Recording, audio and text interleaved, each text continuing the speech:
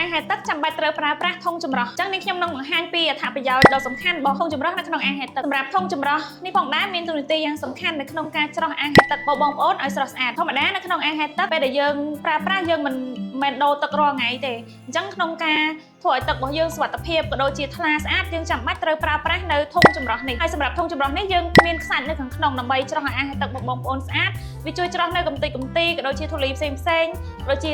ស្លែ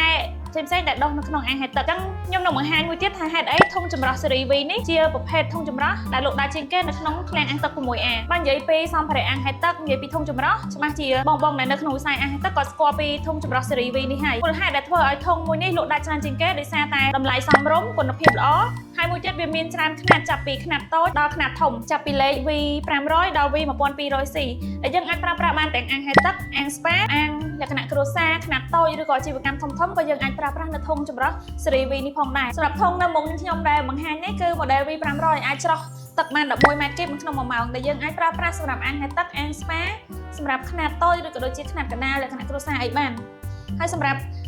ធុងចម្រោះនេះក្នុងការថែទាំក៏មានភាពងាយស្រួលដែរយើងគ្រាន់តែកាច់ក្បាលនៅក្នុងធុងចម្រោះនេះយើងអាចក្លុកសាច់អាចបូមទឹកចេញពីក្នុងអាងអីបានអញ្ចឹងបើសិនជាបងប្អូនចង់កម្មង់ធុងចម្រោះនេះទៅប្រើប្រាស់ឬក៏មានចំណល់អីបន្ថែមអាចតាក់ទងមកកាន់ឃ្លាំងអាំងទឹក 6A ឬលេខទូរស័ព្ទនៅក្នុងវីដេអូយើងមានប្រូម៉ូសិនពិសេសជូននៅក្នុងខែនេះ